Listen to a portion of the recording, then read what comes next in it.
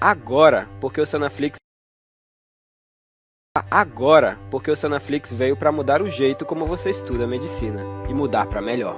Primeiro, você pode confiar na gente. Nós somos o maior projeto de educação médica do Brasil. E não é só porque temos estudantes em todos os estados brasileiros e em 10 países no mundo. Nem porque tem estudantes de medicina em mais de 300 faculdades do Brasil usando o Sanaflix. É porque temos uma equipe de mais de 150 pessoas trabalhando para melhorar a qualidade do seu estudo e a maneira como ele chega até você. Nós nascemos da vontade de revolucionar a maneira como você tem acesso à educação médica. A gente acredita que o valor que você dá para a oportunidade de estudar com a gente é o investimento no profissional médico que você vai conseguir ser. Por isso, é importante que você possa acessar a gente de onde estiver.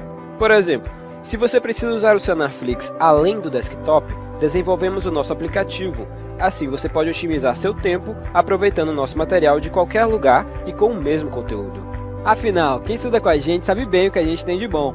São mais de 700 resumos para você fixar o que aprendeu, 300 fluxogramas para te ajudar a conectar os assuntos, 700 mapas mentais para estudar de forma ativa e, claro, mais de 1.600 videoaulas para assistir quantas vezes quiser. 4,5 de 5 é a nota geral das aulas por nossos estudantes. Elas são dinâmicas e objetivas e estão sempre melhores. Temos uma preocupação especial em aperfeiçoar a metodologia e a didática da nossa equipe de professores padrão USP. Eu acredito no Sanaflix e eu invisto meu tempo na preparação das aulas porque eu lembro de mim. Quando eu estava no 4º ano, eu tinha a disciplina da reumatologia que era muito difícil, eu quase bombei. Eu fico pensando, se eu tivesse a Aline para me explicar artrite reumatoide, com certeza aquela prova teria sido bem mais fácil. Quando eu comecei a entrar na área do ensino, eu ficava maravilhado, velho, eu consigo impactar positivamente na vida de diversas pessoas de uma vez só. O número de pessoas que eu estou impactando, velho, que eu estou ensinando e capacitando eles para que eles vão e na extremidade lá possam ajudar as pessoas e melhorar, sabe? E fazer um atendimento adequado, fazer um atendimento bem feito. Isso é sensacional, velho. Isso é muito reconfortante. Estudar medicina não pode ser caro, tem que ser fácil. Aproveite nossos planos e assine agora. A partir de R$19,50 por mês você pode ter acesso a todo o conteúdo sem restrições. E se você ficou ainda na dúvida e quer fazer um teste, fique à vontade. Experimente o Sanaflix por 7 dias agora. Olá pessoal, boa noite a todos, sejam bem-vindos ao nosso 5º e último dia de simpósio, do primeiro simpósio online de anatomia musculoesquelética de Cáceres. Antes de darmos início à nossa aula, gostaria de realizar alguns agradecimentos. Primeiro, em nome da LAC, que é a Liga Acadêmica de Anatomia Clínica e Cirúrgica de Cáceres, gostaria de agradecer a cada um de vocês que se inscreveram no nosso evento e ficaram conosco aqui no decorrer desses 5 dias. Tenho certeza que, de alguma forma, o conhecimento de vocês foi mudado por conta dessas palestras incríveis que nós tivemos. Além disso, gostaria também de agradecer aos palestrantes que já estiveram aqui conosco, que disponibilizaram parte do seu tempo para vir aqui estar ensinando a gente. Também gostaria de agradecer aos membros da LAC que ajudaram na realização desse evento. Eu e a Gabi aparecemos aqui, mas por trás de nós tinha o Matheus, fazendo a transmissão do vídeo junto com o Júnior, respondendo vocês nos comentários. Também tinha o Wilker, o Tiago, a Letícia e a Alice, que são da diretoria. Também tinha alguns ligantes ajudando na divulgação. E, além disso, tinha a nossa professora orientadora, a professora Mayra, que sempre nos ajudou. Também gostaria de agradecer aos nossos patrocinadores, Aspen Jalex, Sanaflix, PebMed e Angel Scrubs, que disponibilizaram produtos para a gente sortear para vocês, como forma de agradecimento. Lembrando que hoje ainda teremos um sorteio de um jaleco, então quem ainda não participou, vai até lá no nosso Instagram e participe.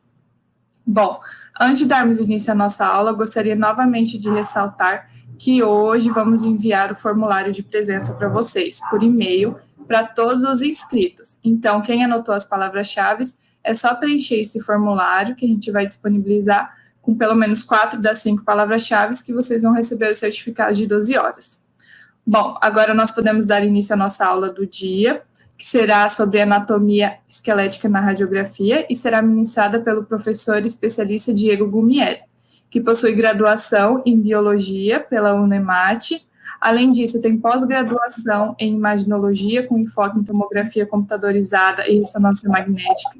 é o responsável técnico pelo setor de radiologia do Centro de Especialidades de Araputanga e é docente da disciplina de imaginologia na Unemat e Estácio Fapam. Boa noite, professor Diego, seja muito bem-vindo ao nosso evento. Ficamos muito felizes que tenha aceitado o nosso convite e por estar aqui conosco hoje, disponibilizando seu tempo e conhecimento. Obrigado, Camila. Boa noite a todos. Sejam bem-vindos. Me sinto honrado, feliz por esse convite. Em nome seu e dos ligantes, eu gostaria de agradecer toda a Liga, a coordenação da Liga, a professora Mayra, a Juliana, e fico feliz em saber que a Liga ganhou musculatura nesses últimos anos e tem sempre realizado eventos grandiosos, como esse, por exemplo, é um evento grandioso.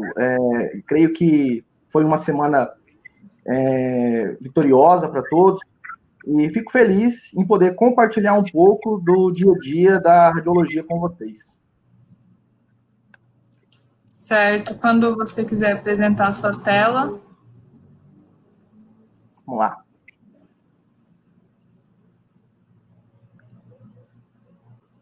Eu vou fechar minha câmera e meu microfone, tá tudo certo.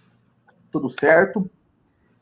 Bom, eu recebi o convite da Camila para falar um pouquinho sobre anatomia esquelética, sobre o olhar da técnica radiográfica, e depois de uma reflexão, eu cheguei na conclusão de que seria bastante relevante trazer alguns casos clínicos para a gente aplicar o conhecimento da anatomia básica, anatomia humana, palpatória, a radiologia, a anatomia radiológica, que é uma anatomia, quiçá, complexa, da gente poder compreender, já que nem todas as estruturas anatômicas elas são traduzidas aos métodos de imagem. A gente precisa definir também qual o método de imagem que a gente está fazendo essa análise. E eu trouxe, então, alguns casos clínicos para a gente poder consolidar essa apresentação. Gostaria de ressaltar que nessa apresentação não há conflito de interesses e que todos os casos aqui apresentados têm prévia autorização para que a gente possa apresentar as imagens dos seus pacientes. Eu vou começar aqui com uma frase, que é uma frase que eu gosto muito, que é uma frase de um médico fisiologista francês, Claude Bernard, que ele ressalta que quem não sabe o que procura, não enxerga o que encontra. Ele vai mais a fundo nessa reflexão e cita que feliz é aquele que sabe o que procura, porque ele consegue enxergar aquilo que ele previamente já esperava. Quando a gente fala de radiografia, no contexto da traumatologia, o contexto da anatomia, a gente precisa sempre compreender todas as questões anatômicas, biomecânicas, fisiológicas e como essas alterações são expressadas nos exames de imagem, tá? A gente vai montando um quebra-cabeça, começando pela coleta adequada da história, pelo exame físico adequado, pela sensibilidade do método que você vai utilizar, ou seja, você tem um arsenal e baseado nesse arsenal, que são os métodos de diagnóstico, você já tem que imaginar o que você vai encontrar pela frente e como propor um tratamento adequado para cada situação, para cada paciente, levando em consideração as suas peculiaridades e suas nuances. Eu trouxe aqui uma tela para mostrar para vocês que quando a gente está diante de uma imagem radiográfica, a gente não começa procurando a alteração, procurando aquela possível fratura, procurando uma luxação. Não, a gente procura sistematizar a nossa avaliação. E qualquer tipo de sistematização que você instale, seja ela um ABCD, seja ela um método ACOM, que é utilizado por Richard Daphner, seja ela um método ABCs, que é utilizado por Nicholson e Chan, ela é baseada, toda sistematização é baseada nesses 3 pilares e no conceito da técnica. Ou seja, eu preciso conhecer a anatomia humana, anatomia palpatória, preciso conhecer os sistemas que estão envolvidos na biomecânica, eu preciso entender quais são os mecanismos de traumas, ou seja, como foi que aconteceu aquela lesão, aquele trauma, qual foi a dinâmica, se eu estou diante de um trauma de baixa ou alta energia, tá? Se o meu paciente é um paciente jovem, é um paciente de meia idade, é um paciente idoso, eu preciso entender como essas doenças, essas patologias se instalam no meu tipo de paciente. E, por fim, os padrões de imagem, ou seja, são as principais alterações, o que eu estou buscando, se eu estou, por exemplo, diante de um trauma de alta energia, diante de uma luxação de ombro, eu preciso procurar alterações secundárias, eu não tenho que instalar a minha satisfação de busca, ou seja, encontrei uma lesão, eu finalizo a minha avaliação. Não, eu procuro por alterações, por lesões associadas, tá? E, diante dessas lesões, descrevê-las utilizando terminologias próprias, terminologia científica, para que os interlocutores eles consigam compreender essa comunicação, tá? E, por fim, tudo isso está relacionado com a técnica. Qual é o meio de diagnóstico? Se eu estou falando de radiografia, quais são as incidências radiográficas que eu preciso conhecer? Quais são as incidências básicas? Quais são as incidências específicas, incidências complementares? Aonde que estão as limitações da radiografia? E, nesse sentido, qual é o método que eu vou utilizar subsequente? É tomografia computadorizada? Né? Estou falando de uma tecnologia seccional, preciso conhecer a anatomia seccional. Preciso saber também quais são as limitações da tomografia em relação a outros métodos, como ressonância magnética, por exemplo, que estuda melhor os ligamentos, as alterações de partes moles. Ou seja, anatomia, patologia e padrões estão intimamente relacionados ao tipo de técnica que eu estou utilizando. Aí vocês podem se perguntar, professor, qual metodologia de sistematização eu utilizo? Aquela que você se adapte bem, tá? Existem vários ABCs, existem métodos como o ACOM, que Daphner instituiu. Eu, particularmente, gosto muito do ABCS, que é esse método aqui, tá? Que eu vou utilizar, porque eu avalio o quê? Eu avalio no A minha qualidade, a minha imagem, a adequabilidade daquela imagem, ela está adequada, ela foi obtida de forma adequada, dentro das incidências específicas que foram solicitadas. O paciente também ele consegue desenvolver esse posicionamento para essa adequabilidade. Então, lá eu estudo a adequabilidade e também o alinhamento anatômico. Eu procuro todas as alterações de cortical. Existem fraturas que vão serem traduzidas como uma linha radiolucente, uma linha radiotransparente. Existem fraturas que serão traduzidas como linhas densas, opacas. Por quê? Porque existe sobreposição óssea. Certo? No B, eu estudo o quê? Bones, osso, que é o quê? A borda óssea, eu estudo a densidade, eu estudo a dimensão óssea, certo? E no C? No C eu estudo a congruência, tá? Existe congruência articular, certo? Existe o espaço articular é preservado, reduzido, aumentado, existe diástase, que é o afastamento, existe uma luxação, uma subluxação articular, e no S está falando dos soft tissue, que é o quê? Tecidos moles. Eu procuro, então, por alterações que envolvam os tecidos moles, tá? Como deslocamento de coxim gorduroso, como aumento de volume. Eu procuro também corpos estranhos. No trauma eu posso ter, eventualmente, corpos estranhos.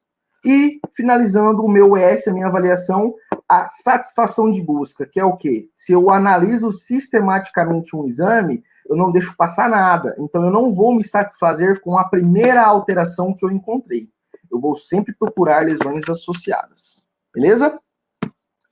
Bom, baseado nessa introdução, eu trouxe 18 casos clínicos que a gente vai discutir. São casos clínicos comuns no pronto-socorro, e tenho absoluta certeza que na vida profissional de vocês, seja um profissional médico, seja um profissional da área de fisioterapia, da área de radiologia, técnico, vocês eventualmente lidarão com esses casos, com esses tipos de pacientes, com essas lesões. Então, eu espero agregar um pouco de conhecimento para a vida profissional de vocês. Vou começar aqui, então, sexo masculino, 10 anos, queda de árvore. A radiografia é apresentada, tá? Aqui eu estou diante de uma radiografia do antebraço, certo? Nas incidências posterior, anterior e lateral.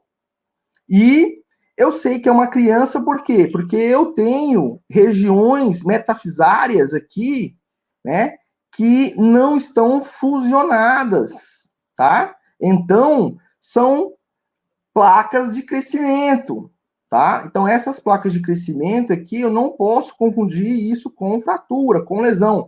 E o que vai me auxiliar nisso? É o exame? Não, é o exame físico, é a história clínica, primeiro. Depois, eventualmente, se eu estou falando de lesões dessa região, nessa topografia, aí eu me preocupo em relacionar isso com alguma alteração radiográfica, tá? Nesse sentido aqui, e seguindo a nossa sistematização, a gente percebe que existe um aumento de volume de partes moles aqui, existe um desalinhamento, né, nessa região do antebraço, no terço diafisário, de rádio e una. Então, aqui é o rádio e aqui é a una, tá bom? Então, essa fratura é uma fratura do tipo galho verde, é uma fratura incompleta. Por que ela é incompleta?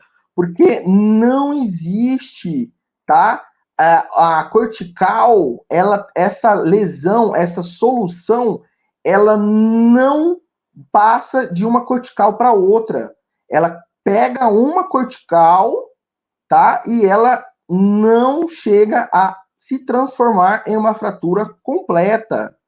Então, eu estou diante de uma fratura incompleta. Fraturas incompletas são muito comuns nessa fase, nessa faixa etária pediátrica. Então, vamos discutir esse caso. Eu estou diante de uma fratura incompleta, muito comum em menores de 10 anos. E como é o mecanismo de trauma dessa fratura? Uma força é aplicada a esse osso, ou seja, o resultado disso, nós temos uma flexão da sua integridade estrutural que não suporta a dissipação de energia. Ou seja, a superfície convexa é onde está o quê? A solução de continuidade. A superfície côncava, ela é mantida, tá? Então, ou seja, aqui eu tenho a solução de continuidade. Do outro lado, ela é mantida. A gente chama isso de solução unicortical. Por quê? Porque ela está na topografia de apenas uma cortical, um córtex ósseo, somente um, certo? Qual é a sua relação? Na grande maioria das vezes eu tenho uma angulação, tá? Isso aqui é importante. Eu tenho uma angulação. Isso porque o osso, ele ainda nessa faixa etária, ele é flexível, certo? Ele é bastante flexível, então ele suporta essa angulação. É como se fosse exemplificando um galho verde, um galho de goiaba verde, na qual você pega aquele galho de goiaba e você tenta, né, envergar ele e quebrar ele. Você consegue romper uma parte, que é a parte convexa, tá? E não consegue romper a outra parte, que é a parte côncava. Então, essa é a comum fratura de galho verde, ou fratura em galho verde. Tá? E quais são os diagnósticos diferenciais que eu tenho que fazer ainda no exame inicial? Como estudante de uma fratura incompleta, as mais comuns são as fraturas em toros, ou fratura em fivela, e a fratura plástica, ou fratura arqueada, que eu vou mostrar para vocês aqui nos casos subsequentes. Tá? Próximo caso, feminino, 9 anos, queda do sofá. É um mecanismo de baixa energia. Foram solicitadas radiografias em PA e lateral. Então, PA e lateral do antebraço. E olha só a importância de duas incidências, duas tomadas, duas radiografias. Na radiografia em lateral, perfil, eu quase não consigo encontrar alteração, tá? Porém, quando eu analiso a radiografia realizada em outro ângulo, uma outra projeção, eu percebo que existe um arqueamento do rádio, certo? Então, isso aqui é clássico das fraturas plásticas, que são aquelas fraturas que elas perdem a sua posição inicial, a sua topografia inicial, e demandam uma plasticidade regional. Aqui, no caso, a diáfise e a metáfise distal do antebraço. Qual é a diferença dessa fratura com a fratura em galho verde? Na fratura em galho verde, eu tenho solução de continuidade em uma cortical. Essa solução é visível. Na fratura plástica, essa solução, ela não é visível. Porque eu tenho fratura? Tenho, mas eu tenho microfraturas. Essas microfraturas não são visíveis ao exame de imagem. O exame de imagem ele não tem definição substancial para se fazer o diagnóstico destas microfraturas. Talvez se eu utilizasse um exame mais refinado, eu conseguiria avaliar edema de medular e eventuais microfraturas, tá? Mas a radiografia não tem essa sensibilidade. Então a gente já percebe aqui que a radiografia ela é excelente para avaliação esquelética, tá? Mas ela tem algumas limitações. Então é uma fratura incompleta, rádio e ulna são as regiões mais afetadas, seguidos pela fíbula. Não existe linha de fratura ou lesão cortical visível. E as microfraturas são encontradas nas suas bordas côncavas ao exame microscópico ou exame mais detalhado, um exame mais refinado, para a gente poder avaliar, tá? Então a gente faz o diagnóstico pelo exame físico e confirma isso com o exame de imagem. Outro caso, masculino, 6 anos, queda de bicicleta. Foi-te apresentada uma radiografia do punho. Quais são as incidências de rotina, tá? Póstero, anterior e lateral. Então, aqui eu estou diante de uma radiografia em PA e aqui uma radiografia em lateral. Eventualmente, a gente lança a mão das radiografias em oblíquas para avaliar o espaço articular. Não era esse caso, porque aqui eu tenho uma lesão que é extra-articular. E qual seria essa lesão? Está na placa de crescimento? Está na região da epífise? Não. Essa alteração ela é uma alteração metafisária. Tá? Olha aqui. Eu tenho um degrau na radiografia em perfil, um degrau que visto no osso radial, no rádio, no terço distal do rádio, e aqui na radiografia de frente ou póstero anterior, eu vejo uma protuberância. Essa aqui é a fratura em fivela, ou fratura em toros. E por que é chamada de fratura em fivela? Porque a fivela, ela meio que segura, né? Ela prende alguma coisa. Aqui, no caso, a região cortical óssea, ela está tentando dissipar a energia que o mecanismo de trauma é uma carga muito forte axial, tá? Cai com a mão hiperestendida e a energia é dissipada de forma axial. E ela tenta dissipar essa energia, porém uma parte dela, tá? Que é a parte do córtex, ela acaba sendo expandida, sofrendo uma alteração, uma protuberância, que também são por microfraturas, tá? E aí essa fivela, que também é uma protuberância, né, um objeto bastante protuberante, principalmente aos cowboys, ela é vista como essa protuberância, tá? Um torus. E essa nomenclatura, ela vem do latim, tá? Que significa protuberância. Então, é uma fratura incompleta, a deformidade é sutil e a faixa etária também é uma faixa etária pediátrica. Então, assim, a gente fecha as principais fraturas incompletas, ou seja, as fraturas relacionadas à faixa etária pediátrica, tá? As fraturas incompletas mais comuns nos adultos são as fraturas dos arcos costais, certo? Na grande maioria das vezes, devido à maneira como o osso adulto ele já é totalmente formado e pouco flexível, a gente tem sempre a chance de ter uma fratura completa, uma fratura com desvio, tá? Fraturas em que eu tenho eventualmente alterações das duas corticais, certo? Pelo menos em uma das projeções, uma das incidências, a gente consegue avaliar esse tipo de fratura completa. Bom, seguindo aqui, sexo feminino, 9 anos, queda de própria altura. Aqui a gente tem um exame um pouco mais refinado, que é um exame de tomografia computadorizada, plano coronal, janela óssea. Tá? Quando eu estou diante de um exame mais complexo, mais refinado, eu preciso detalhar bem essa técnica, tá? E o que eu tenho aqui? Eu tenho uma região de placa de crescimento, tá? Meta-epifisária, certo? Comum à faixa etária da criança, 9 anos.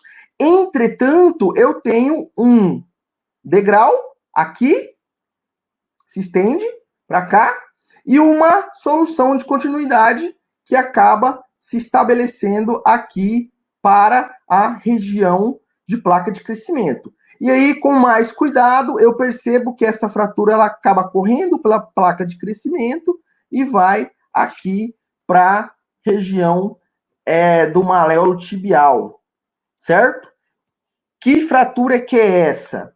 Essa é uma fratura especial, tá? É uma fratura chamada fratura de Salter-Harris, porque são fraturas que estão relacionadas intimamente com a placa de crescimento, tá? São regiões aonde não existe ainda uma consolidação efetiva, tá? Está em processo de formação. E são fraturas que a gente precisa fazer o diagnóstico precoce, tratar isso da forma correta para evitar uma evolução ruim e até sequelas em relação ao tamanho dos membros, tá? E quando eu estou diante de fraturas que envolvem a placa de crescimento, eu preciso fazer esse diagnóstico e principalmente classificar essas fraturas, porque a classificação vai me referenciar qual é o melhor tratamento, qual é a melhor abordagem diante de cada tipo de lesão, tá? Então, as fraturas Salter-Harris são divididas em 5 tipos, tá? Daquela paciente anterior, no slide anterior, é uma fratura tipo 3, tá? Por quê? Porque eu tenho uma fratura que corre pela placa de crescimento e também se estende para a região epifisária, para a região articular, certo? Agora, a fratura Salter-Harris tipo 1 é uma fratura na qual eu tenho envolvimento da placa de crescimento com desvio dessa placa, porém a fratura, a linha de fratura, o traço de fratura, ele fica, né, retido apenas a região de placa de crescimento. São as fraturas Salter-Harris tipo 1 mais comuns, tá? E existe um mnemônico que a gente usa, que é slipped, que é o quê? Que é o escorregamento. Essa placa de crescimento, ela pode escorregar, fazer um desvio da placa, tá? Porém, eu não tenho alterações nem para a região articular, que é a região epifisária, nem para a região metafisária, que também seria uma outra classificação. A classificação tipo 2 é aquela no qual a linha de fratura se estende pela placa de crescimento e também para a região metafisária. Ou seja, ela vai para cima. Então, essa aqui é tipo 2. E a gente utiliza o mnemônico A, que é above, acima ou para cima, né? Essa linha de fratura é uma linha de fratura para a região metafisária. A tipo 3, que é aquela do nossa paciente, existe um traço de fratura pela placa de crescimento e também atravessa a região epifisária. Ou seja, para baixo. Então, lower. Então, slipped, above, lower. Placa de crescimento e região epifisária. A tipo 4 é aquela fratura da placa que envolve a placa de crescimento e tem extensão de fratura, né? A fratura ela se estende para a região epifisária e para a região metafisária. Ou seja, ela atravessa. Então, essa aqui é a tipo 4, né? Então, se ela atravessa, trophy, né? Atravessa. E a tipo 5 é aquela na qual a placa de crescimento, ela impacta, faz uma impactação e ela acaba sendo danificada. Essa aqui é o tipo mais grave, na qual eu tenho uma necrose, né? Eu tenho deficiência de vascularização, deficiência de nutrientes, então é pior, tipo 5. Então, se ela é pior, ela é ruined. Então, lembrar sempre desse mnemônico aqui, que é Salter, né? Slipped, above, lower, trophy e ruined. São as fraturas Salter-Harris para avaliação de placa de crescimento. Tá bom? Próximo caso, sexo masculino, 2 anos, queda de própria altura.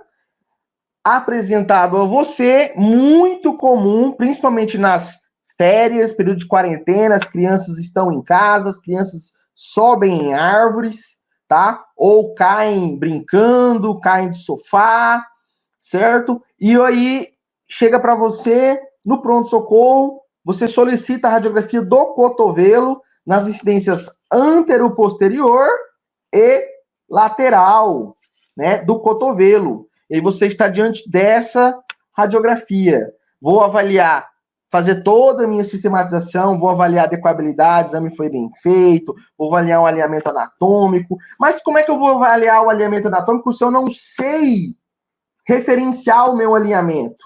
Eu preciso referenciar o meu alinhamento para saber o que está, de fato, alinhado ou desalinhado.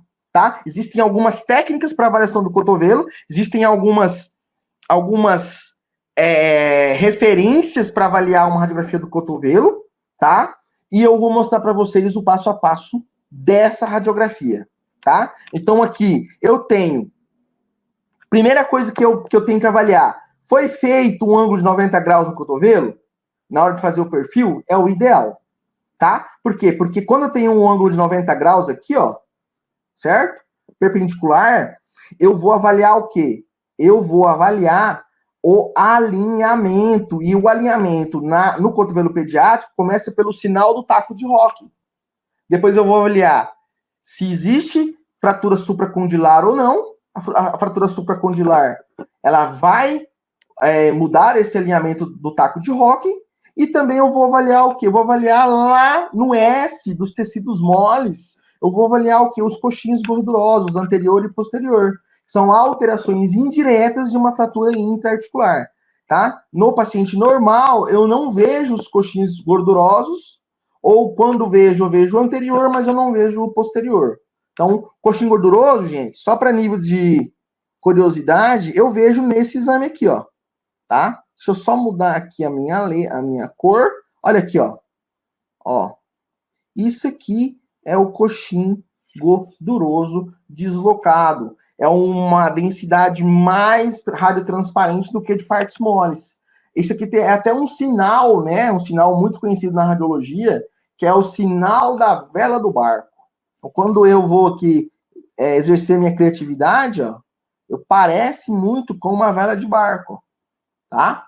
Certo? Então, eu vejo o coxim gorduroso aqui. Então, ou seja, eu estou vendo o coxim gorduroso deslocado anterior e posterior, eu já suspeito de uma alteração nessa região. Pode até ser que até nesse momento eu não veja a solução de fratura, certo?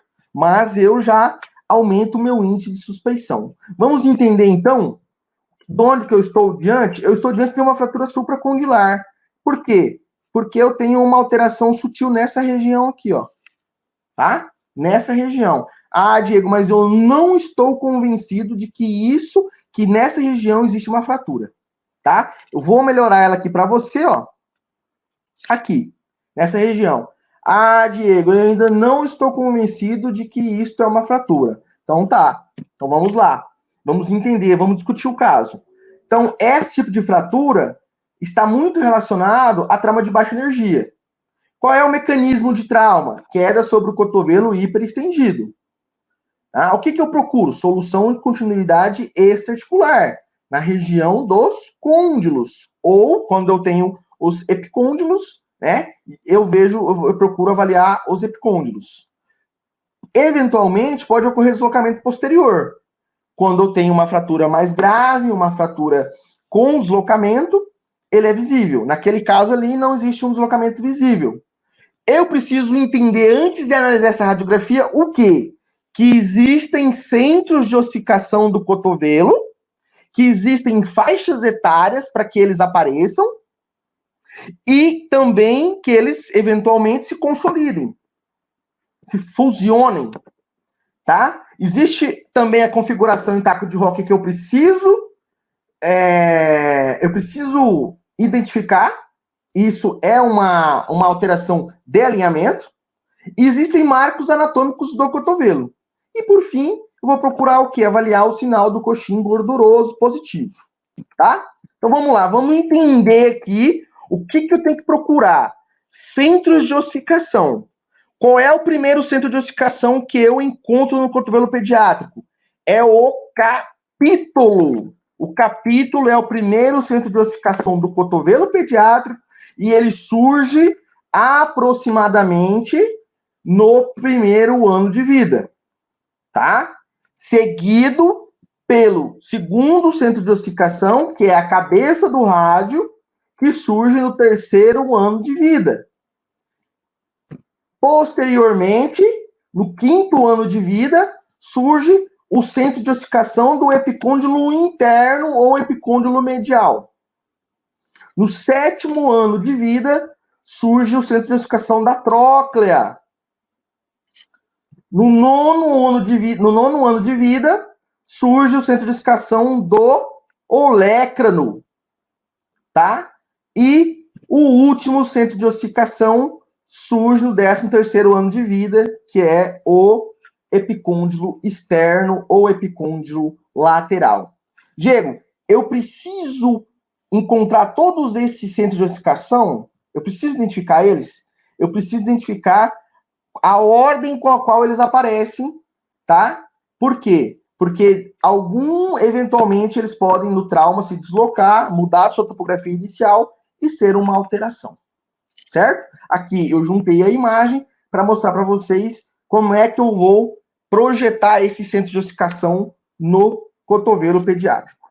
Vamos lá, olha aqui. Esse paciente aqui é um outro paciente, eu trouxe para discutir o caso, para a gente entender e não confundir isso com fratura. Isso são centros de ossificação do cotovelo. E aqui eu tenho todos. Então eu tenho uma sequência, existe um mnemônico, tá? Que é chamado de CRI TOI. Então, o capítulo surge no primeiro ano, cabeça do rádio no terceiro, epicôndilo interno no quinto, tróclea no sétimo, o olécrano no nono, e no 11º, eventualmente, aqui surge o epicôndilo externo, tá? Então, olha só, a cada 2 anos existe o surgimento do centro de ossificação, certo?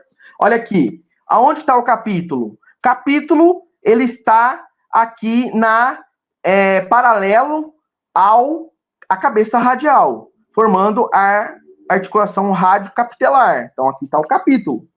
E aonde está a cabeça do rádio? Olha lá, cabeça do rádio, centro de ossificação. Aonde está o epicôndilo interno? Epicôndilo interno, ou epicôndilo medial.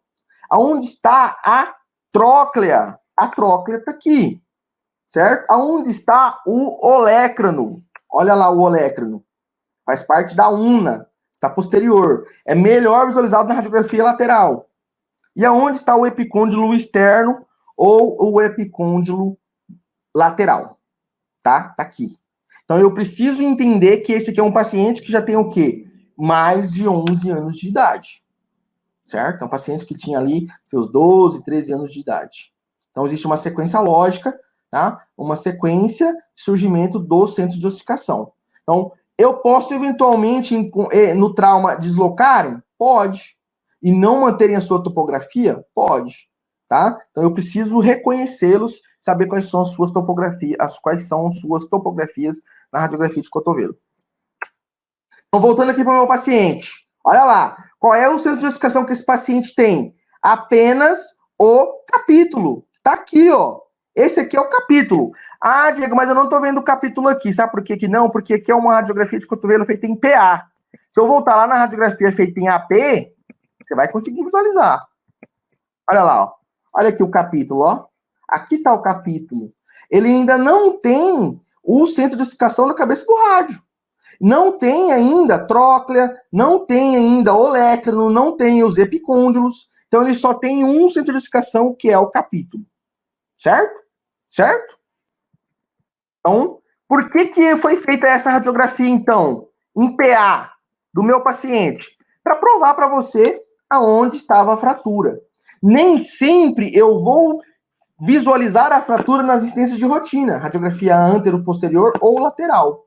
Eu preciso lançar mão de outras incidências complementares, que são incidências onde eu tenho uma mudança do plano de fratura e uma observação mais efetiva. Então, está aqui, feita uma radiografia complementar em PA do cotovelo, na qual evidenciou aqui a solução de continuidade na topografia do côndilo medial.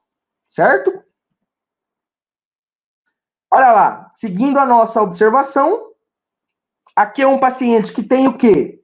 Capítulo, cabeça do rádio, tá? Então, ó, capítulo, cabeça do rádio, epicôndilo interno, tróclea, mas não tem o quê?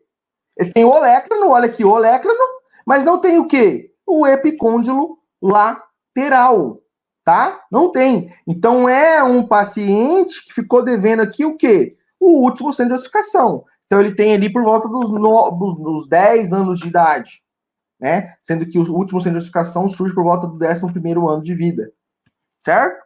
Então, aqui eu estimei a idade do paciente, 10 anos aproximadamente. Aqui é outro caso, só para a gente poder praticar, tá? Então, eu tenho capítulo, tenho cabeça do rádio, tenho epicôndilo interno, tenho tróclea, tenho olécrano, e também tem o quê? O último centro de ossificação aqui, que é o epicôndilo lateral ou externo, certo? Então, é um paciente que já tem o quê? Aproximadamente 12 anos de vida, porque ele tem todos os centros de ossificação do cotovelo. Então, pessoal, mais uma vez, a gente precisa conhecer a anatomia para interpretar os exames de imagem, tá? E aí, o que é o sinal do taco de Hock? O sinal do taco de Hock é o sinal caracterizado pela região distal do húmero envolvendo o capítulo. E é normal, quando eu traço uma linha na cortical anterior aqui, tá? Essa linha tem que traçar o meio do capítulo. Lembrem, esse aqui é o centro de ossificação do capítulo, que surge no primeiro ano de vida, tá bom? Então, esse aqui é o sinal taco de Hocking, e a gente eventualmente que traça uma linha aqui também da cabeça do rádio, e ela tem que interseccionar o centro do capítulo, né? Então, esse é o alinhamento adequado do cotovelo, certo? Olha lá, mais ou menos assim, ó. Tá? Esse é o alinhamento. Quando é que eu perco essa morfologia? Quando eu tenho fraturas aqui que envolvem, tá, a região supracondilar. Fraturas sutis, fraturas moderadas, elas deslocam para trás e eu perco essa morfologia, que é a morfologia do taco de Hocking. Então, eu tenho que entender os centros de ossificação e o alinhamento do cotovelo para entender o que pode estar eventualmente alterado. Por fim, as fraturas intraarticulares, tá? Nessa região, que são comuns à população pediátrica, vão fazer o quê? O deslocamento do coxim gorduroso posterior, anterior e posterior, tá? Então, eu vou visualizar o coxim gorduroso, que foi o que a gente visualizou aqui no paciente, tá? Que eram os coxins gorduroso positivo. Olha lá, deixa eu só apagar aqui. Aqui, ó. Então, lembrar também do sinal do barra com a vela, tá? Ou da vela do barro. Bom, seguindo aqui, sexo masculino, 13 anos, trauma após prática esportiva. Olha só, mais uma radiografia pediátrica desafiadora para a minha avaliação no pronto-socorro. Por quê? Porque eu tenho vários centros de ossificação metatarsais das falanges, tá? E eu preciso de um exame físico detalhado, minucioso, entender o mecanismo de trauma. Então, estava jogando bola, tá? Qual foi o mecanismo aqui? Ele foi chutar e fez uma flexão plantar e uma inversão forçada do pé. Chegou lá no pronto atendimento com uma lesão, um edema grande na região lateral do pé, tá? Na região lateral, aqui. Então, o meu desafio é conhecer o quinto metatarso, certo? Eu preciso conhecer a anatomia do quinto metatarso, preciso saber quais são as lesões, as alterações diferenciais do quinto metatarso, para definir o que é fratura e excluir uma fratura, tá? Para isso, eu cheguei no diagnóstico de uma fratura por avulsão da base do quinto metatarsiano, tá? Essa fratura por avulsão, vamos discutir o caso, é também chamada de fratura do dançarino ou fratura pseudo-Jones, tá? Uma fratura falsa de Jones, tá?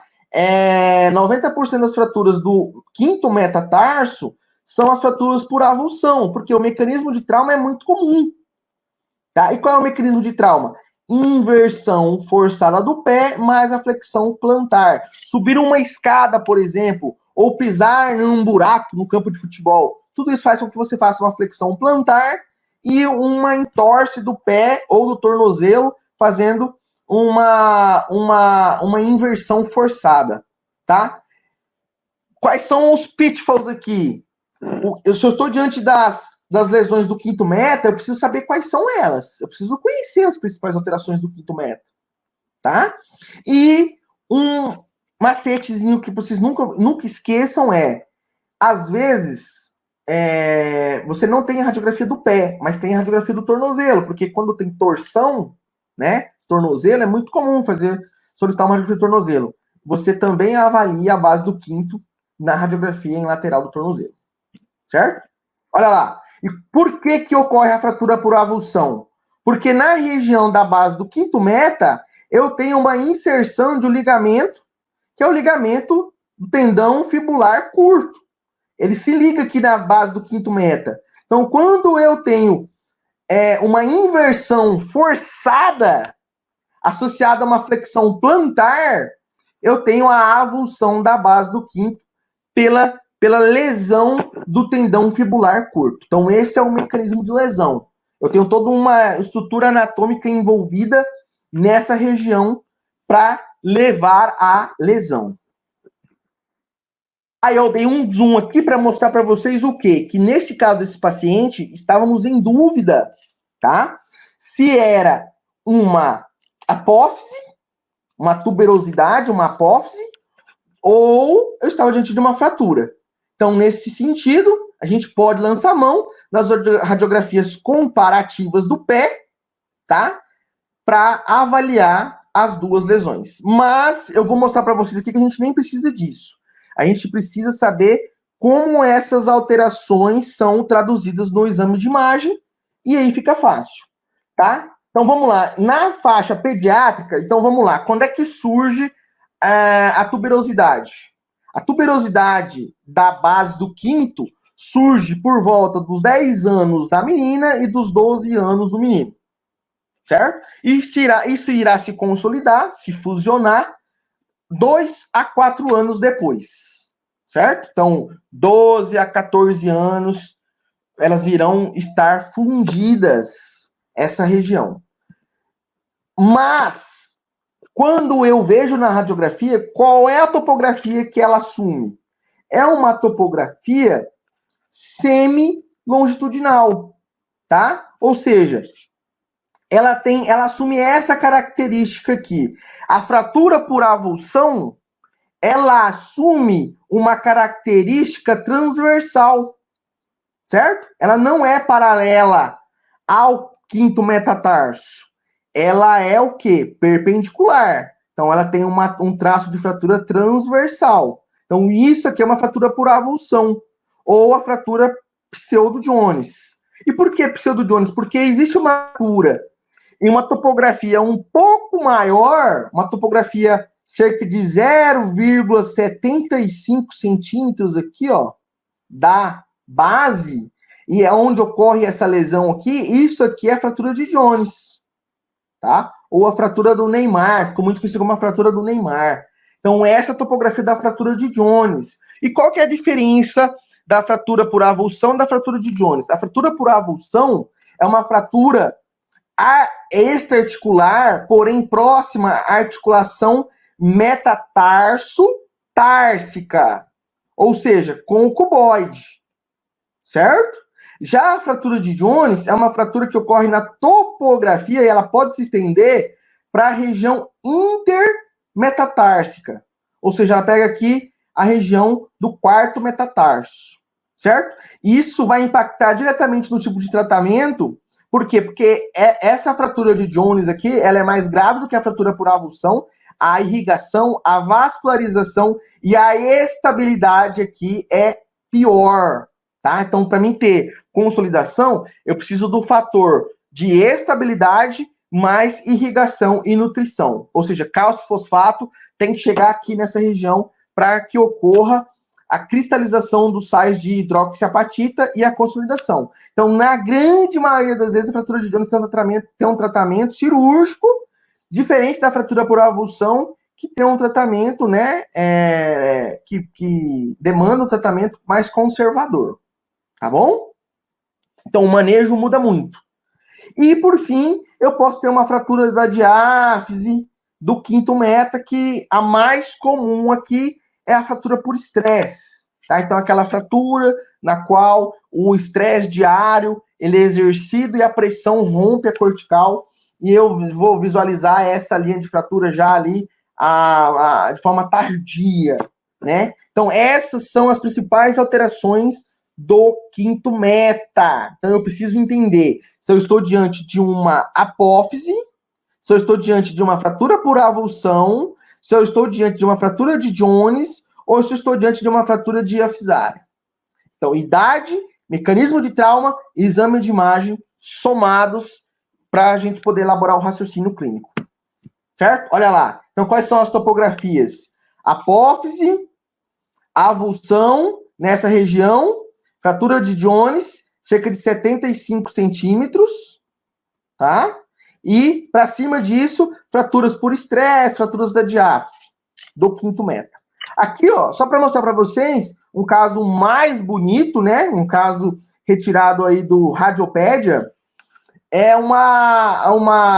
igual o caso que eu mostrei, ilustra bem a concomitância entre a apófise, a sua topografia semilongitudinal, né, e a fratura por avulsão, assumindo aqui uma linha radiotransparente transversal ao eixo longitudinal do quinto meta. Então, sabendo dessas possíveis alterações do quinto meta, você consegue desenrolar muito bem lá na emergência as principais lesões.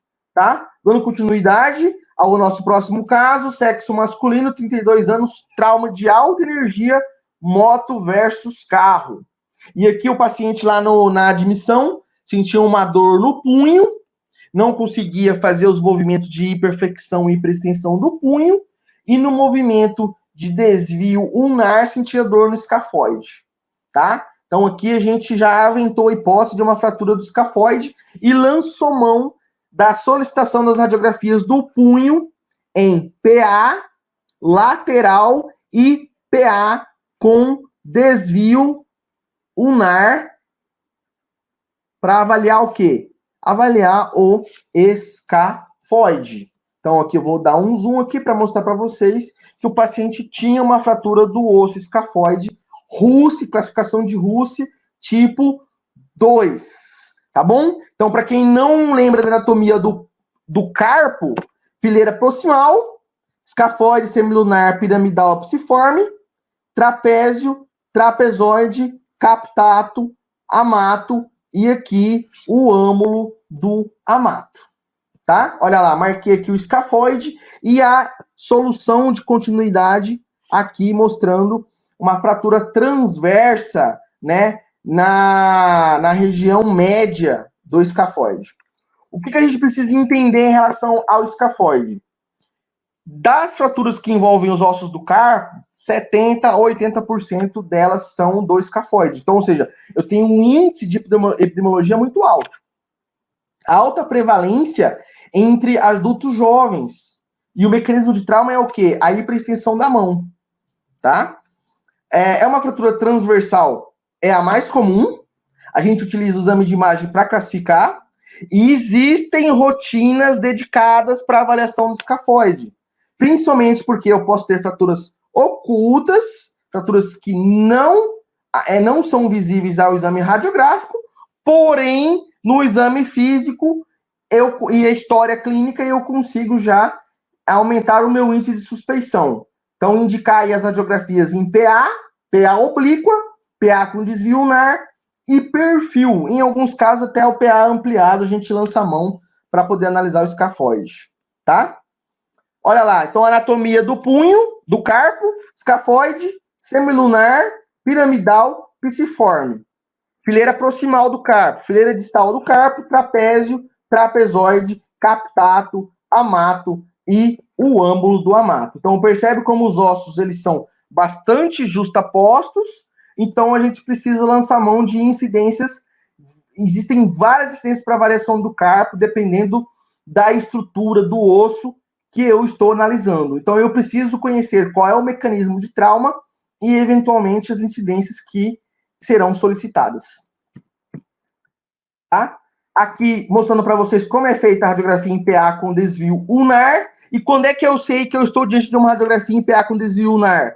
Rádio e, primeiro, metacarpo se encontram no mesmo plano. Tá? Então, olha a diferença aqui, ó, da radiografia PA, primeiro metacarpo não está no mesmo plano do rádio, agora aqui, primeiro metacarpo e rádio estão no mesmo plano. Então, essa aqui é uma radiografia em PA com desvio ulnar. Ele abre um pouco a articulação, tá? Tira um pouco da sobreposição da fileira distal sobre a fileira proximal e o escafoide, certo?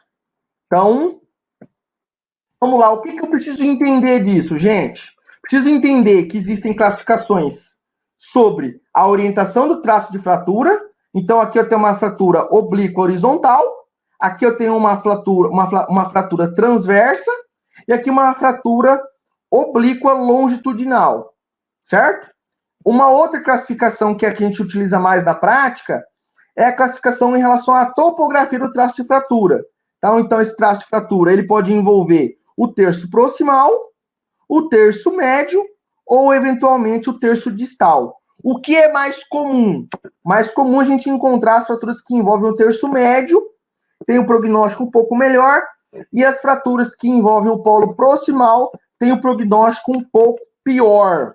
E também tendem a não serem traduzidas inicialmente ao exame de imagem radiografia simples, tá? Então, se eu tenho um índice alto de suspeição e tenho a possibilidade de lançar mão de outros métodos, eu vou lançar mão da ressonância magnética, por exemplo, na qual eu avalio o edema de medular, e também posso lançar mão da cintilografia óssea para avaliação da perfusão nessa região.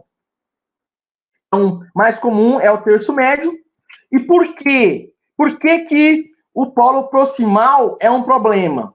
Tá? Porque aqui eu tenho um envolvimento anatômico importante, tá? Essa irrigação do polo proximal do escafoide, ou seja, fraturas que envolvem o polo proximal tem um prognóstico muito ruim. Por quê? Porque a irrigação dessa região é dada de 70% a 80% dos ramos da artéria radial, que a gente vê na imagem. Porém, essa irrigação, ela é retrógrada.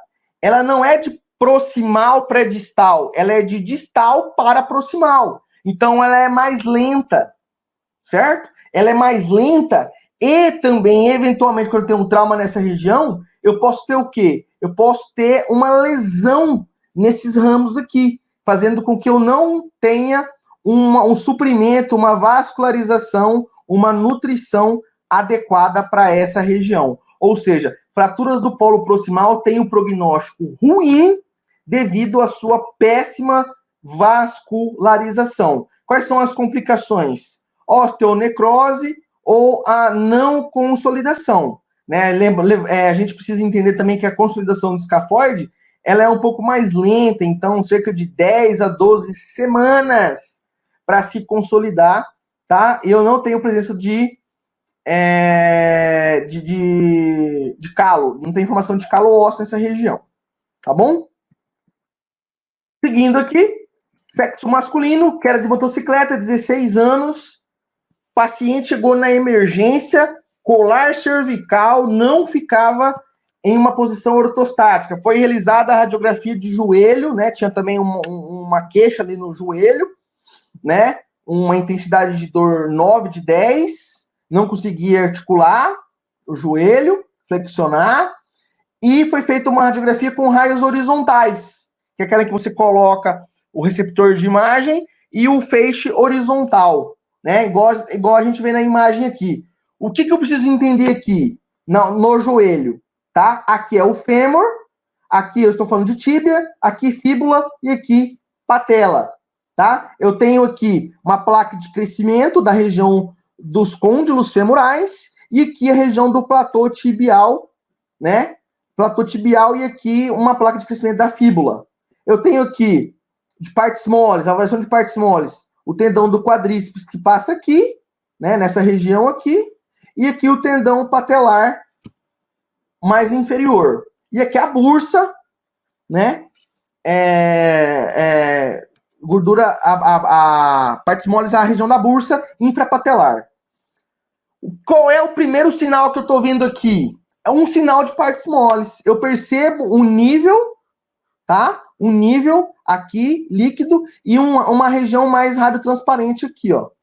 Certo? Esse sinal é um sinal característico da interface sangue-gordura e é relacionado à fratura interarticular. Então, aqui eu virei a imagem para a gente poder analisar melhor e procurar a fratura. Esse paciente tinha uma fratura aqui do platô tibial posterior. Isso aqui não é fratura, tá? Isso aqui é a espinha tibial anterior. Olha lá. Estou dando um detalhe aqui para mostrar para vocês o sinal do FBI, tá? Então, o sinal do FBI, que é a interface sangue-gordura. Isso aqui é um sinal de derrame articular, tá, gente? Então, a gente consegue encontrar esse sinal, é o sinal de partes moles, né? A gente ouve falar muito assim, a radiografia não avalia partes moles. Avalia sim. Avalia a densidade de partes moles. Então, gordura e partes moles, a gente consegue diferenciar entre si, tá? E formando uma interface aqui com o tendão do quadríceps, tá? Então, aqui no detalhe, uma fratura do platô tibial posterior desse paciente. Mais um caso, masculino, 29 anos, trauma fazendo golfe. Então, eu estava lá, teve um trauma direto, né? E aí o paciente chegou com uma dor no região do punho, foi feita uma radiografia PA do punho, né? Ele tinha uma dor à palpação na fileira distal do carpo e um sinal muito importante aqui para quem conhece anatomia e anatomia por imagem, que é o quê? Olha lá, aqui eu trouxe uma radiografia normal para comparação, né? Então aqui eu tenho, ó, escafoide, semilunar, piramidal, psiforme, trapézio, trapezoide, captato, amato. E olha o ângulo do amato aqui, ó, gente, ó. Vou até marcar ele aqui de outra cor para a gente poder entender ele, ó. Esse aqui é o ângulo do amato. Então toda radiografia normal, ela tem o sinal do olho, que é o sinal do ângulo do amato. Agora, se eu for analisar a radiografia do meu paciente, olha lá, ó. Olha o amato aqui e cadê o olho? Isso aqui já aumenta muito. Quando eu conheço o mecanismo de trauma, fiz o exame físico adequadamente, tem dor à palpação na região, aumenta muito o meu índice de suspeição de fratura do gancho do amato, do âmulo do amato, tá? E como é que eu vou confirmar isso? Vou pedir uma tomografia? Vou pedir uma ressonância? Não. Vou pedir uma radiografia complementar, tá? Vou pedir uma radiografia túnel do carpo. Vou pedir para o paciente fazer uma hiperextensão do punho, tá? E vou entrar com um raio X tangenciando a região do carpo. E aí, como eu conheço a anatomia, eu sei que isso aqui é o psiforme, eu sei que isso aqui é o âmbulo do amato, e eu sei que tem uma fratura aqui, ó. Olha lá, ó. Fratura confirmada do âmbulo do amato na radiografia em túnel. Radiografia em túnel do carpo, tá? Revisando a anatomia aqui, âmbulo do amato, psiforme, escafoide e trapézio. Então, psiforme, aqui está o gancho do âmbulo do amato, escafoide e aqui o trapézio, que também tem um ganchoso aqui. Tá bom? Então, essa é a radiografia em túnel do carpo. Discussão desse caso. Fratura pouco comum, mas ela é de difícil diagnóstico, tá? Na grande maioria das vezes, inicialmente, ela é subdiagnosticada, tá? O mecanismo de lesão é o trauma direto, então, ou seja, olha lá, o taco de golfe bateu bem no âmbulo do amato, no gancho do âmbulo do amato, e a epidemiologia é de 2:1 para os homens em relação às mulheres, tá bom? Então é um difícil diagnóstico, mas acontece, tá? Esse aqui já é o queridinho do procedimento, que é o quê? É uma radiografia de um paciente de sexo masculino com 35 anos, que era de motocicleta, trauma de alta energia. Chegou para você no pronto-socorro, o exame físico, dor no ombro, não consegue fazer a hiperextensão do ombro, não consegue fazer os movimentos de rotação do ombro, tá? Existe o sinal da dragona militar, que é uma protuberância. Essa protuberância é dada aqui pelo acrômio, tá? E o braço está rodado, né? Não conseguindo fazer rotação interna e rotação externa. Eu suspeito de quê? De uma luxação gleno-humeral, tá? A mais comum é a anterior, e aqui eu percebo que existe na radiografia AP, ela não se encontra na sua posição, que é a cavidade glenoide, tá? Ela foi deslocada anterior e inferior. Isso foi confirmado aqui na radiografia de NIR, certo? Que eu vejo que o processo coracoide, ó, e o úmero, aqui a cabeça do úmero, né, deslocada para a região subcoracoide, certo? essa luxação glenumeral, ela precisa ser avaliada com carinho, tá? Principalmente na busca por lesões associadas, como fratura do tubérculo, fratura Hill-Sachs, fratura de Bankert, né? O Bankert ósseo, que é uma fratura do lábio glenoidal. E essa aqui, no caso, demandou um cuidado maior, porque eu tinha aqui, ó, uma fratura também do tubérculo, fazendo aqui um mecanismo de alavanca aqui, de travou aqui.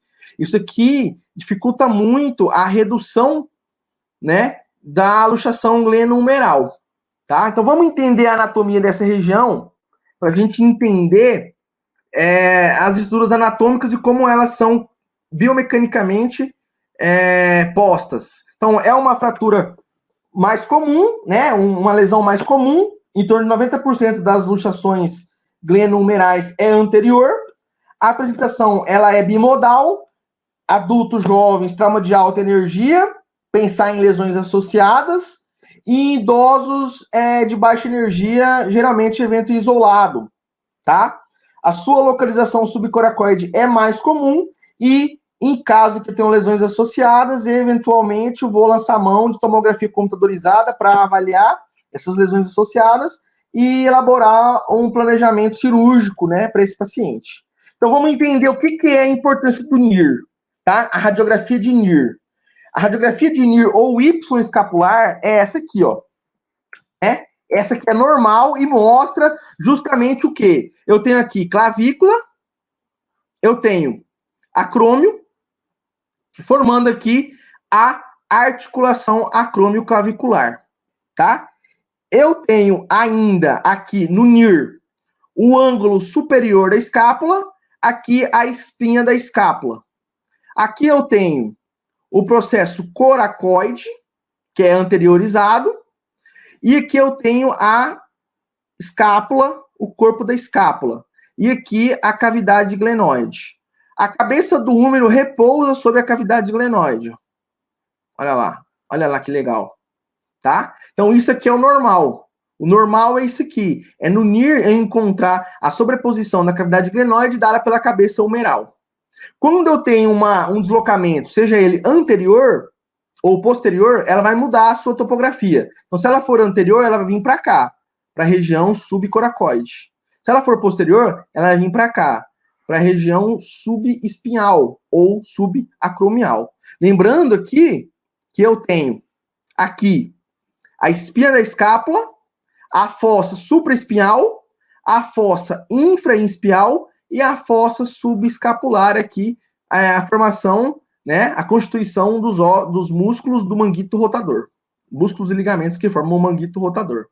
Tá bom? Então essa é a topografia normal do úmero. O que mais que eu encontro aqui? Na radiografia anteroposterior, clavícula, tá? Acrômio, lembrar do acrômio, tá? É a região mais elevada da escápula, tá? Mais elevada até do que o ângulo da escápula.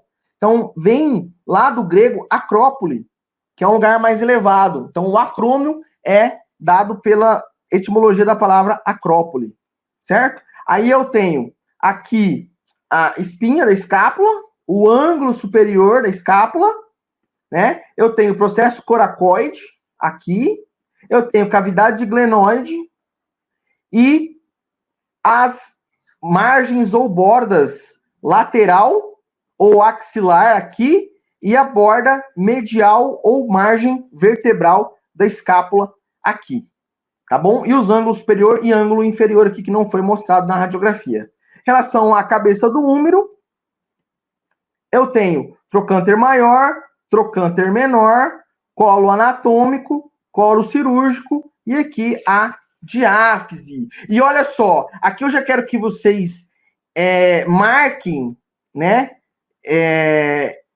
essa meia-lua aqui, ó, que é formada pela glenoide e pela cabeça do úmero, tá? Essa imagem de meia-lua aqui tem que existir sempre, tá? Porque a perda dessa meia-lua pode ser uma alteração, e eu vou falar disso um pouquinho mais adiante, tá? Então, Voltando ao meu paciente, né?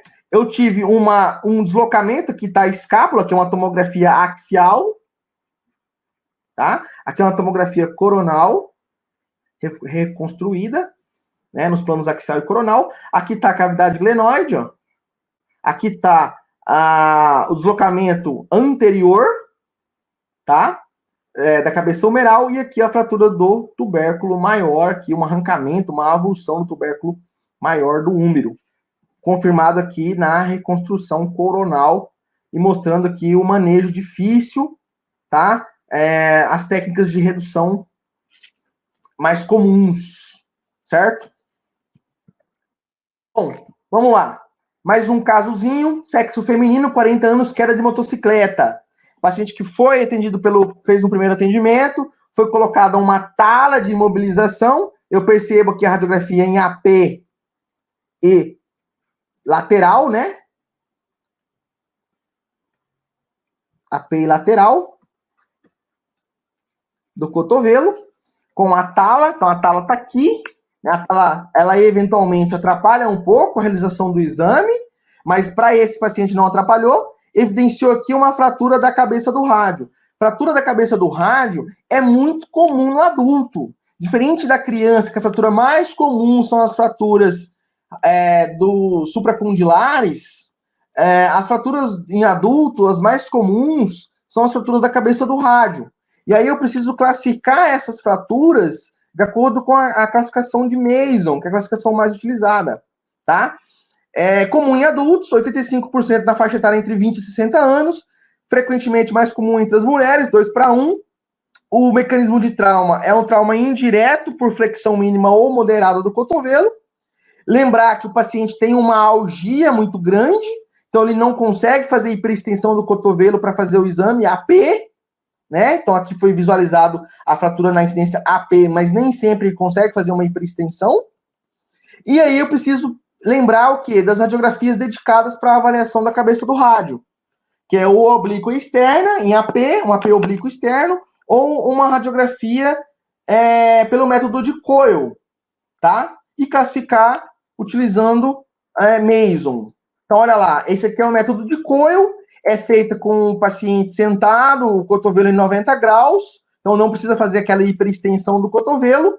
A gente angula o raio central e a gente consegue tirar a sobreposição do processo coronoide da cabeça do rádio. Então a gente consegue avaliar muito bem aqui a região da cabeça do rádio, já que no método convencional, a radiografia perpendicular convencional aqui, ó, ela tem uma sobreposição do processo coronoide pela cabeça radial, sobre a cabeça radial. Então lembrar então da classificação de Mason, são 4 tipos. Tipo 1 é a menos grave, é uma fratura sem deslocamento. Tipo 2 tem um deslocamento acima de 2 milímetros. Tipo 3 é uma fratura cominutiva da cabeça do rádio. E tipo 4 é uma fratura simples, completa, com ou sem deslocamento do fragmento, porém associada a uma luxação, tá, da articulação radiocapitelar. Lembrar que aqui eu tenho o capítulo e aqui a cabeça do rádio formando a articulação radiocapitelar. Então essa é a classificação de Mason para as fraturas da cabeça do rádio. Mais um casozinho, sexo masculino, 28 anos de idade, queda de motocicleta. Quais são os exames solicitados aqui? Radiografia do antebraço em PA e lateral, né? Então aqui eu tenho uma fratura mais grave, eu tenho um trauma de uma energia mais moderada, a alta energia. Aqui eu tenho uma fratura luxação, eu tenho uma fratura do fragmento distal do rádio associada a uma ruptura na membrana interóssea da articulação radioulnar distal. Isso é confirmado aqui na radiografia em perfil, quando eu vejo que o rádio, ele está tendo congruência, né, com os ossos do carpo, porém a una que não fraturou nenhuma dos seus terços, porém houve uma dissociação, uma ruptura aqui da articulação com o rádio distal, com os ossos do carpo. Então isso é uma fratura de Galeazzi, tá? É uma fratura deslocamento, ou seja, uma fratura ou luxação, tá? Uma lesão de Galeazzi, que é uma fratura do terço distal do rádio associado a uma luxação da articulação radioulnar distal. Corresponde a cerca de 7% das fraturas do antebraço, e o seu mecanismo de trauma é o quê? É a queda com a mão estendida e cotovelo fletido, tá? E eu tenho que pensar que existem 2 tipos de Galeazzi. Galeazzi com desvio do fragmento distal aqui, dorsal ou volar. No caso aqui ele é dorsal, então ele é um Galeazzi tipo 1, tá? Se fosse um desvio volar, seria um Galeazzi tipo 2. É uma fratura muito comum que pode acontecer concomitantemente às fraturas de Monteggia, por exemplo, tá? Mais um casozinho, masculino, 20 anos, trauma após confronto físico, né? Houve uma briga e esse paciente tem um mecanismo de trauma aqui, é a mão fechada, um trauma direto com mão fechada. Eu tenho que pensar em quê? Pensar em lesões do quinto metacarpo, tá? Então eu falei lá do quinto metatarso, as lesões do quinto metacarpo mais comuns quando eu tenho um mecanismo de trauma, que é o trauma direto com a mão fechada, eu vou pensar na fratura do colo do quinto metacarpo com desvio volar. Então eu estou falando de quê? Estou falando de fratura do boxeador ou do pugilista. É uma fratura com desvio, né? E um desvio volar do fragmento do colo, tá? Da parte distal do quinto metacarpo. É uma fratura cominutiva, né? A lesão é dada por impactação e tem como uma caracterização do desvio volar, tá? Próximo caso, masculino, 38 anos, queda de altura, aproximadamente 3 metros, olha só, olha que informação importante. Eu tô falando de um trauma de alta energia, eu tô falando de uma pessoa que caiu, né, de 3 metros, então é um paciente que cai em pé, tá? Ele pode ter lesões isoladas, lesões associadas ou lesões complexas com deslocamento. Então eu tenho que pensar em quê? Primeiro, em relação ao pé. Se esse paciente caiu em pé, ele caiu sobre o calcanhar, eu posso ter lesão de calcânio. Eu posso ter lesão também na articulação médio-tarsal, que é o quê? A articulação de Chopard, a articulação entre o tarso, entre a região proximal do tarso, tá? Que é entre talos e navicular e calcâneo e cuboide. Eu posso ter também alterações na articulação de Lisfranc, que é a articulação do tarso com os metatarsos, certo? Então, além disso, lesões associadas de joelho, de perna, de bacia, de coluna, ou seja, eu tenho que estender a minha avaliação para regiões em qual a energia foi dissipada, levando em consideração que foi um trauma de alta energia, certo? Então, antes de analisar o exame, eu já tento compreender o mecanismo de trauma e quais são as possíveis lesões que eu vou encontrar, certo?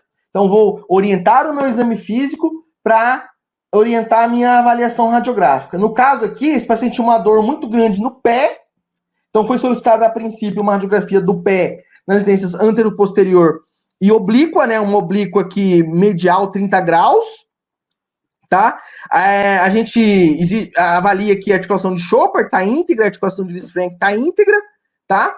Mas aqui chamou atenção, ó, essa imagem aqui, ó, que eu posso dar um zoom aqui, ó, só para vocês, ó lá, chamou bastante atenção. E aí eu conhecendo a anatomia, eu vou mostrar um macetezinho de anatomia para essa região aqui, mas eu já sei que isso aqui é o calcânio, tá? E aqui é a articulação do calcânio com o cuboide, certo? Então aqui eu preciso de uma incidência para estudar o calcânio. A radiografia de pé, ela não é útil para estudar a região do calcânio, a região do retropé.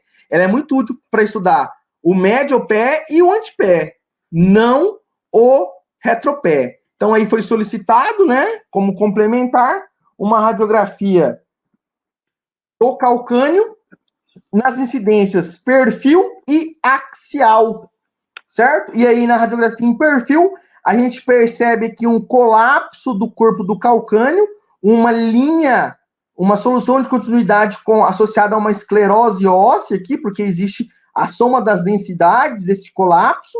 Então, aqui aumenta, né, a densidade óssea. Na radiografia em axial, eu percebo a linha de fratura se estendendo da região do sustentáculo tale até a região do corpo do calcânio.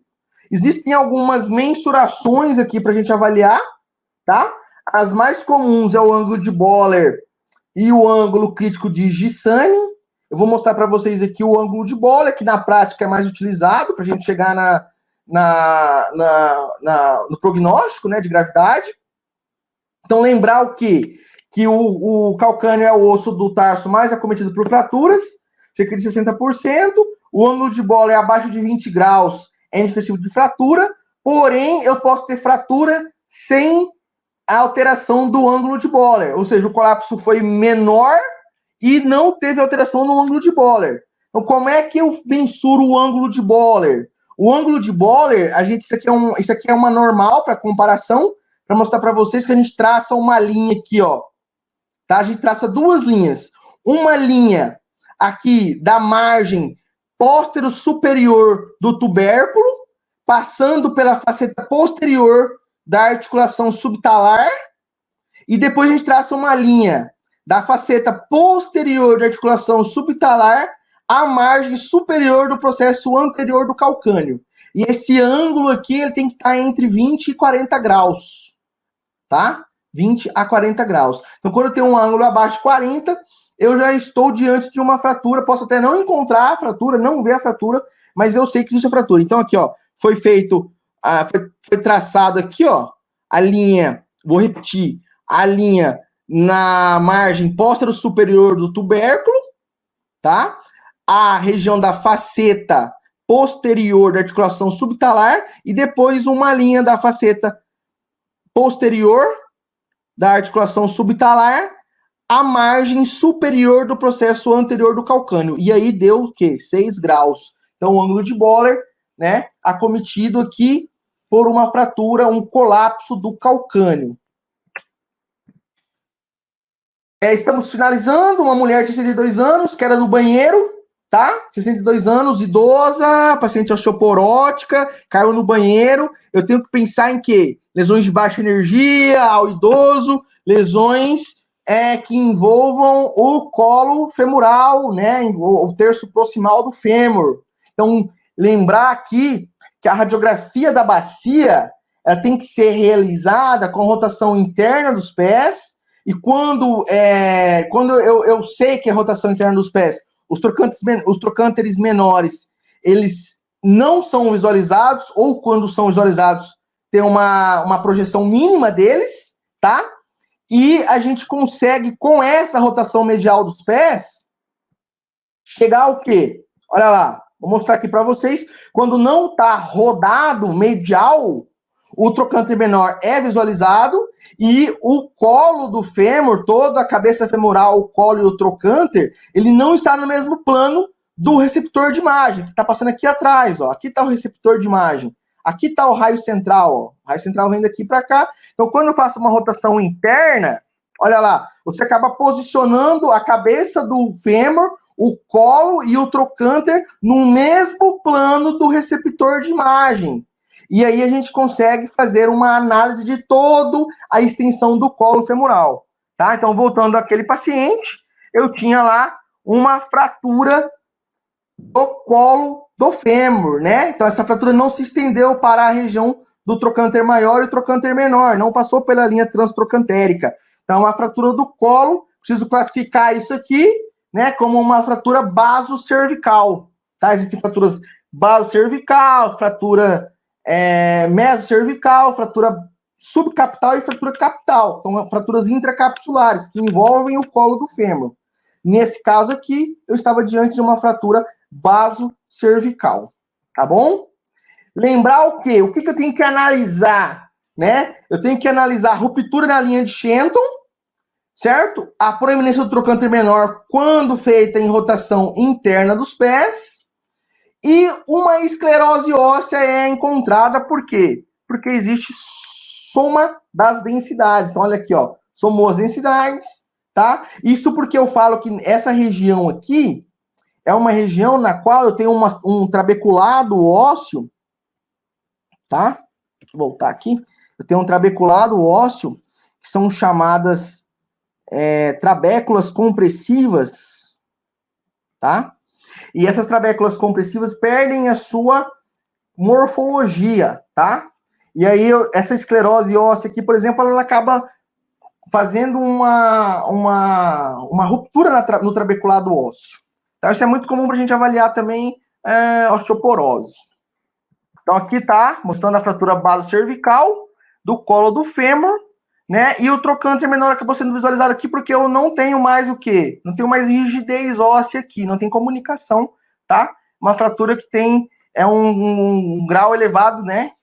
De prognóstico ruim devido à sua vascularização, tá? Então, lembrar sempre da radiografia sendo feita com rotação medial dos pés, rotação interna dos pés, e a obliteração da linha de Shenton, ó. Então, aqui, essa aqui é a linha de Shenton, tá? Ela tem que ser suave, aqui, no lado oposto à lesão, ela é suave. Quando eu vou traçar a linha de Shenton aqui, eu percebo que ela é obliterada, né? Eu não consigo traçar ela de forma suave. Deformidade em varo, né? Olha lá. Então, quais são as principais linhas anatômicas aqui, tá? Eu tenho essa linha aqui que forma o ângulo pélvico, né? A linha ilho-púbica, tá? Formada por essa linha sutil, arqueada. Depois eu tenho essa linha em rosa, que é a linha ilho-isquiática, que chega aqui na lágrima. E depois a linha amarela, que é a linha de Shenton. Aqui eu tenho o teto do acetábulo e toda essa região aqui é o acetábulo com a sua parede, as suas margens. Então aqui está a margem anterior do acetábulo e aqui está a margem posterior do acetábulo. Aqui eu tenho a cabeça do fêmur, aqui o colo, margem superior, margem inferior do colo. Aqui estão as faixas de trabeculado, faixas compressivas do trabeculado. Aqui eu tenho o trocânter maior, trocânter menor e a linha transtrocantérica. Então, são essas aqui as regiões anatômicas que eu preciso entender. Tá? Olha lá as trabéculas compressivas, certo? Tem como a gente utilizar essas trabéculas compressivas para avaliar o grau de osteoporose, mas elas são importantes para a gente entender que elas existem, tá? No paciente idoso, menos do que no paciente mais jovem, eu vejo mais no jovem, menos no idoso. Tá? Porém, quando eu tenho essa solução aqui, uma interrupção nessas trabéculas, eu posso estar diante de alterações orgânicas ou eventualmente algum trauma, tá? Então, as linhas trabeculado ósseo, formando aqui o triângulo de Ward, e a gente utiliza a classificação de Gardner das fraturas do colo de fêmur. Mais um caso, agora a gente já está na população idosa, sexo masculino, 72 anos de idade, queda no banheiro, radiografia do punho apresentada, nas incidências PA e lateral. O que eu tenho aqui? Eu tenho uma solução de continuidade aqui na região do rádio, né? Essa solução é uma fratura completa, né? Porque ela pega as duas corticais. Existe um deslocamento desse fragmento, um deslocamento dorsal, tá? Então, eu estou diante de uma fratura de Coles, é uma fratura extra-articular com deslocamento dorsal. Qual é o macete aqui, tá? O perfil é útil para mim saber se eu estou diante de uma fratura com um desvio do fragmento dorsal ou volar. Se for dorsal, é Coles, se for volar, é Smith. E a radiografia em PA me ajuda a caracterizar se eu tenho lesões associadas do carpo ou, eventualmente, do processo estiloide ulnar, que está ali, cerca de 50% das vezes, acontece concomitante à fratura de Coles, tá? Então, a radiografia em PA, ela é muito útil para mim usar a classificação de Frickman, que é para mim analisar se eu tenho fratura com associação à articulação radioulnar ou radiocárpica e, eventualmente, alteração do estiloide, do processo estiloide ou não da ulna. Então, é comum em pacientes idosos, principalmente mulheres com osteoporose, é uma fratura extra-articular, a angulação é dorsal e a deformidade, quando elevada, ela faz uma deformidade em garfo. O paciente chega lá com a mão em garfo. Tá? E eu tenho que procurar lesões associadas do carpo, do escafoide e do estiloide, por exemplo. Então, essa aqui é a fratura de Coles e essa aqui é a fratura de Smith. Uma com desvio dorsal, outra com desvio volar. Tá? Sexo feminino, 78 anos de idade, queda doméstica após crise convulsiva. Olha só, esse aqui é uma palavra-chave importante.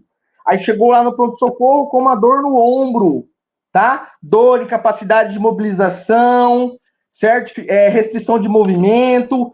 E aí lembra que eu falei para vocês quais são as incidências que eu tenho que solicitar? Radiografia do ombro em AP e radiografia perfil de NIR. Por quê? Porque aí, se eu estou diante de uma luxação glenohumeral, essa luxação é anterior ou posterior? Eu vou caracterizar ela melhor na incidência de NIR. Então, se eu tirar aqui o AP e pegar só o NIR, vou tentar interpretar aqui para vocês, ó, entenderem. Ó, só o NIR. Aqui tem processo coracoide, ó, ângulo superior da escápula. Aqui eu tenho o acrômio, aqui clavícula, articulação acrômio-clavicular, acrômio e aqui eventualmente a espinha. E olha como é que esse húmero tá. Esse húmero ele não está na cavidade glenoide, que está aqui, deveria estar aqui, porque aqui eu tenho o corpo da escápula, então ela estaria paralela ao corpo da escápula, ela não está paralela ao corpo da escápula e não está projetada para a região subcoracoide. Então isso não é um ombro normal, isso não é um ombro luxado, deslocado anteriormente. Ou seja, é um ombro deslocado posteriormente. Mas olhando a radiografia em AP, você pode falar que esse ombro aqui está aparentemente normal, né? Aparentemente normal. Isso aqui, pessoal, infelizmente, é ignorado em até 50% das radiografias frontais. Quem olha aquela radiografia frontal isolada, se você pegar essa radiografia frontal AP isolada, tá? Você pode eventualmente achar isso normal. Porém, se você assistiu essa aula, se você é aluno do Diego, você não vai ignorar um achado aqui, que é o quê? O sinal da perda da meia-lua. Cadê aquela meia-lua que é dada pela glenoide e a cabeça do húmero? Cadê? Não tem aqui. Então, perdeu a meia-lua, eu suspeito de uma luxação posterior na radiografia frontal, tá? E aí, se você suspeitou disso, lança a mão de uma radiografia complementar para você fechar o diagnóstico, tá bom? Então, essa é uma luxação um pouco frequente, de 2 a 4% só das vezes.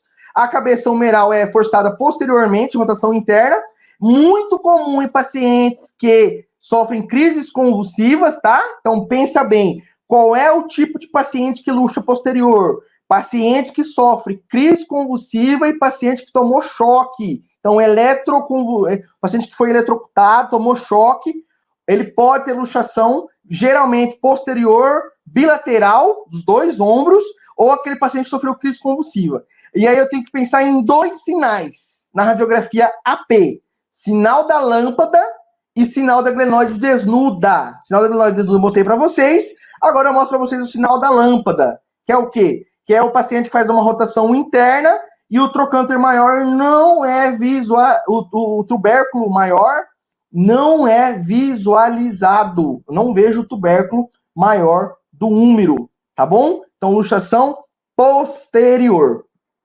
Para finalizar, tá? Aqui eu estou diante de um caso, paciente que caiu de uma altura de 2 metros, tá? Então, trauma de alta energia.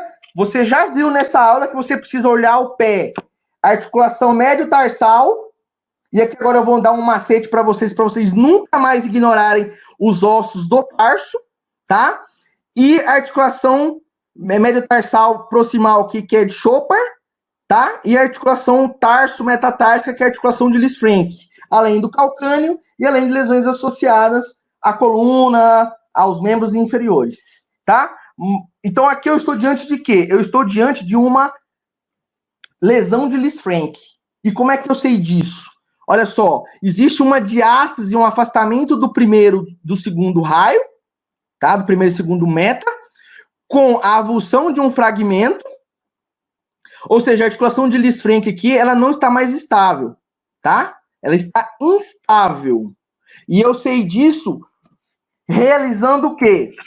Radiografias específicas e um exame físico, uma história clínica adequada. Então vamos discutir a epidemiologia dessa lesão de Lisfranc, que é uma fratura luxação de Lisfranc, da articulação de Lisfranc.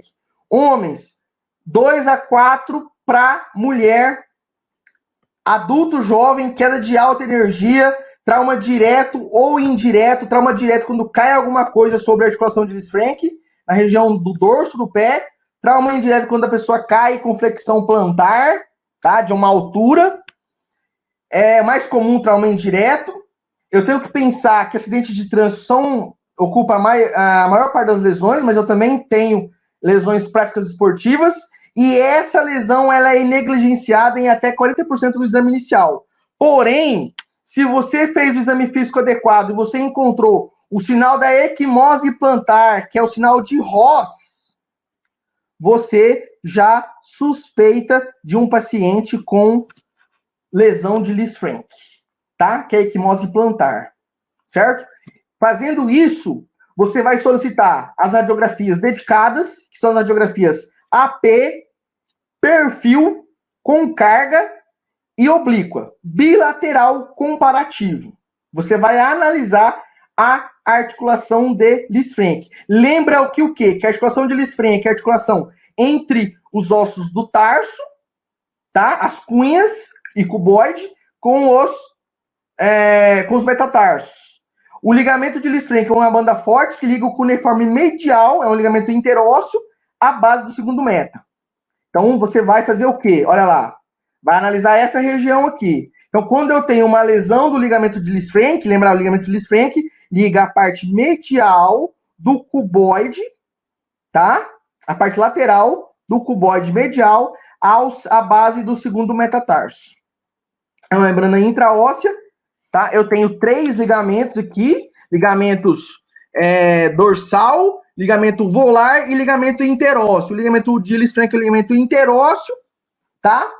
E o ligamento volar, ele é mais fácil de romper do que o ligamento dorsal é mais fácil de romper do que o ligamento volar, tá? Então, pensar em quê? Em deslocamento lateral, convergente ou divergente e, eventualmente, um deslocamento superior também. Já que esse paciente cai, quando ele cai com flexão plantar, a força exercida da região ínfero-superior. Então, desloca superiormente, eleva, né, os metatarsos, principalmente o segundo metatarso, tá? Olha lá. Então, aqui eu tenho esse sinal, que é o quê? O deslocamento, ó, dos metatarsos em relação ao tarso, tá?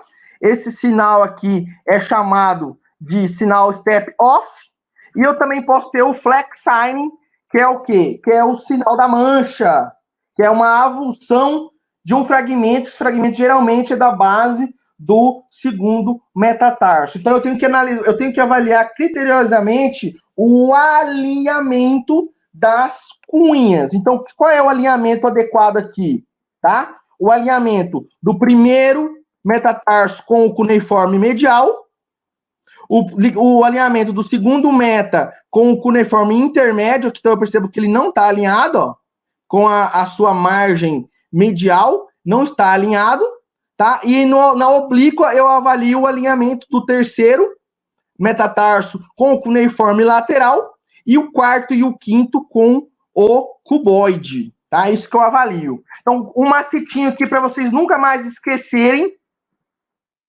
Aqui foi a radiografia bilateral com carga, mostrando a diferença do pé normal para o pé com a lesão de Lisfranc, a fratura luxação de Lisfranc. Tá bom? Um macetinho para que vocês nunca mais esqueçam os ossos do tarso. Lembre-se sempre dessa frase. Tem navio carregado de cupim.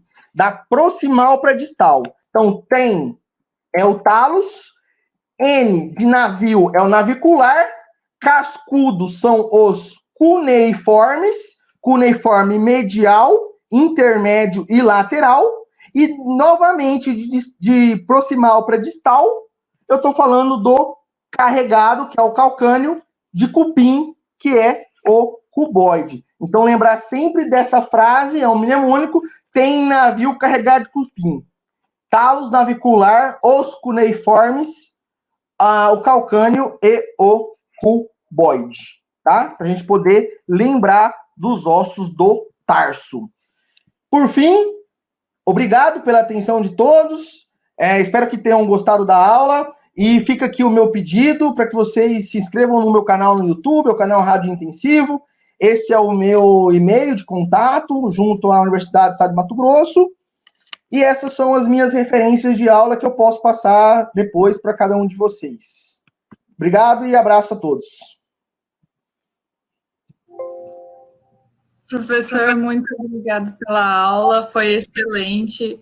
A gente justamente deixou essa aula para o final, porque sabia que ia ser tão boa quanto foi, ficamos surpreendidos. Para quem já teve essa matéria, deu para revisar muito bem, e para quem não teve, deu para aprender um bocado de coisa. Só temos que agradecer e ficamos muito felizes com a sua excelente aula. Muito obrigada. Eu que agradeço o convite. É sempre bom participar desses eventos junto aos alunos, e vocês sabem que podem contar sempre com a nossa colaboração. Obrigado. Obrigada, professor.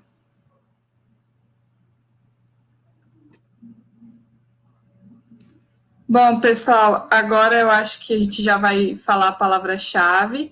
A gente deixou justamente para o final, para vocês acompanharem toda a aula, e a palavra-chave de hoje é fratura de Jones. Agora nós vamos fazer um sorteio do jaleco da nossa parceira Aspen. Vamos lá agora. Bom, agora a gente já vai sortear. Lembrando que tinha que seguir as regras, né? Comentar lá no nosso post, seguir a Aspen, estar inscrito no nosso evento.